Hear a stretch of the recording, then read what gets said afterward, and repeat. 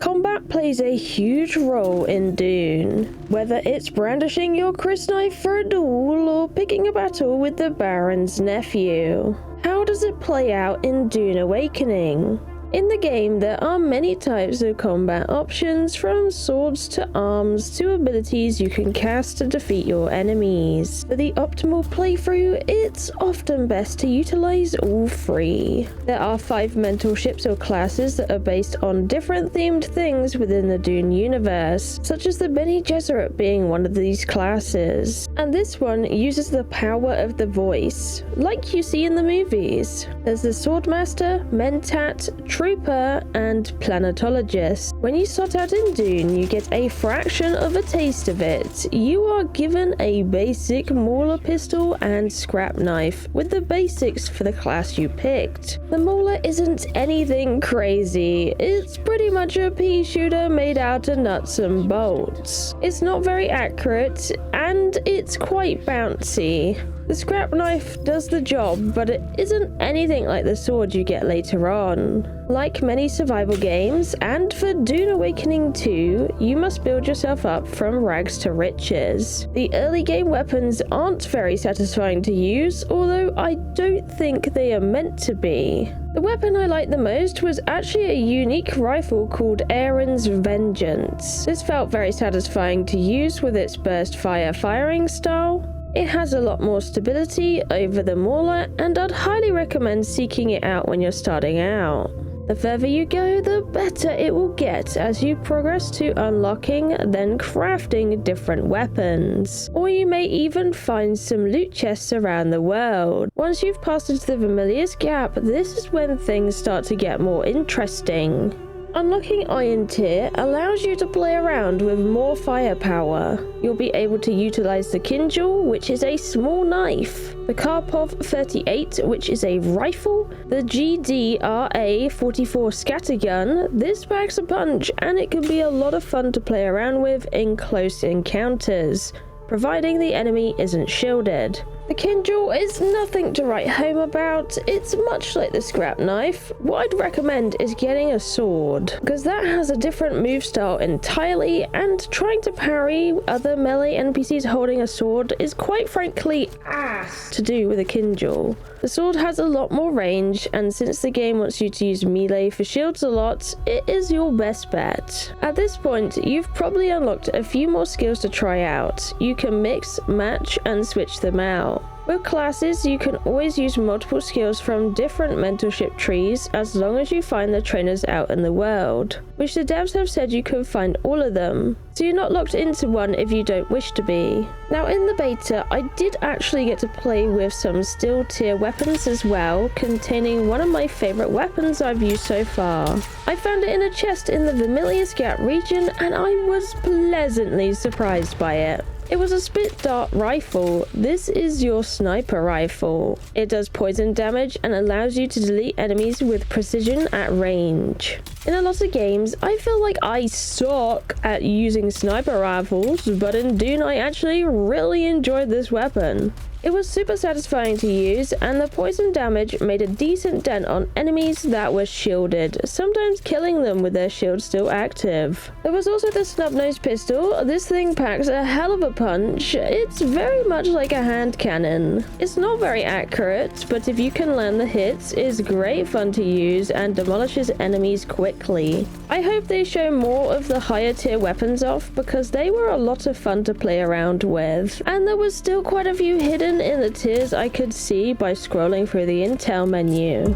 A quick notice from me, the beta weekend on May the 9th on the Friday is coming up very soon, and I actually got some keys to give away for this opportunity of the weekend. It lasts from the 9th of May to the 12th of May, and I'll be doing a giveaway on my Discord, so if you want a chance of winning a key, subscribe and make sure to join the Discord. The giveaway only lasts to about Thursday, so then I'll be raffling up the keys in a fruit machine and giving out the ones I have, so good luck. Imperial testing stations are a huge part of combat in Dune Awakening. This is where you get a lot of challenge with the NPC enemies. In particular, in the beta, I got to try out testing station 10 in the east of Amelius Gap. It was scary because we had to travel across a lot of open sand to get to it.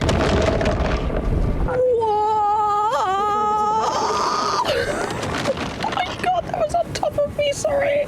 I know, I saw that. That was really uncomfortable. Shy halud. Oh boy. Oh, that's really not good. Oh, no. Oh, whoa. Whoa. Jesus. That was some awesome footage. Oh, that was vicious. This station was incredible when it came to enemies. Melee guys in this game are absolute jerks. I was thrown off by knees to the face on so many occasions in these labs. You have to be extremely careful that they don't gang up on you, as if they break your shield, they will do a lot of damage. And they might even stagger you into the down but not out position. Using combat and stunning abilities were a must in this station, especially in the large rooms, as it really helped having some high damage abilities to throw at enemies like my grenade and mini turret. Enemies will throw grenades at you. If you melee the heavies, they can discharge all over you, which will knock you back and stagger you. It made for a very interesting time playing that lab. I had a lot of fun playing through it. It looks like the labs will be a wonderful challenge in the deep desert as well from watching the combat livestream. So it definitely makes me excited to see some more higher level combat within the game to see what it looks like. I'm kind of hoping for some more weapons that help go through shields. Shields can be pretty annoying as it is. You have to deal with them in the correct manner, otherwise you're wasting a ton of effort and bullets trying to get through them. My SMG did decent work on shields, but you really have to drill accurately into NPCs with it, and it uses a lot of bullets. Melee weapons and abilities is your other methods of getting through them. Melee weapons are the standard with parrying NPCs and then charge attacking them to break the shield. Sometimes you had to wait for the NPC to attack you first to parry them, so you'd have this awkward staring match waiting for it. Every time I try to encourage them or charge attack them when they are not parried, they will stun me into oblivion. I kinda hope there's more options for this later game, as I can see it getting a little bit tedious, especially if there are more shielded heavies, as those could be a pain in the butt to deal with, and variety is always nice. As for mentorships, I think the most satisfying thing for me on the playthrough had been the Trooper. Trooper is 100% the DPS role in Dune Awakening. Although I will say a lot of the mentorships are a mix. Trooper had a lot of damaging, flashy abilities, and I got the most enjoyment out of the things that go bang. Mentat was blessed as well. The poison is fun to use, a bit annoying that it hurts party members. You just have to hope they don't jump into your fart clouds. The mini turret was wonderful, it felt really good to have it. I would say Mentat is more of a hybrid support role. Bene Gesserit was my least favourite to use. It is also a support role that focuses heavily on stunning and stopping enemies. It didn't feel like my style of play at all, but I can see the use of it in group situations. Being able to stun bosses would be extremely helpful for a team. And I know our Bene Gesserit in the labs did a great job of putting enemy NPCs out of work, which helped us focus on the other multiple targets in the room. Last of all, Swordmaster, which I would say is the tank. It has a bunch of abilities that help boost your team's stats and a few deflection abilities. If you want to get stuck in there, Swordmaster is where it's at. I think it would pair well with a scattergun for close combat. Send them in first to deal with the melee boys. Overall, I was pretty happy with combat in Dune Awakening.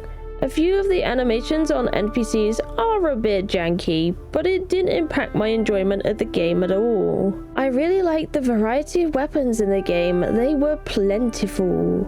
It's stimulating to try them all out to see which ones you prefer in what playstyle. The mentorships were good fun to discover as well and go through them. My only complaint with them is I noticed Trooper and Mentat share some abilities which I was a bit bummed out about. I'd really like to see some more abilities in the game that do damage, more grenades, more things that go bang.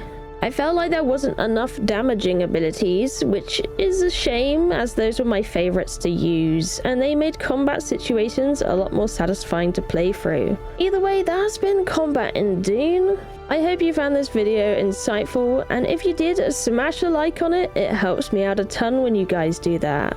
And I really do appreciate it. Let me know what you think about Dune Awakening's combat system so far. What are some things you like and what are some things you dislike? I'd be interested in seeing your opinions. But either way, that's all from me today. Thank you for watching, I love you, and I'll see you in the next one. Bye bye!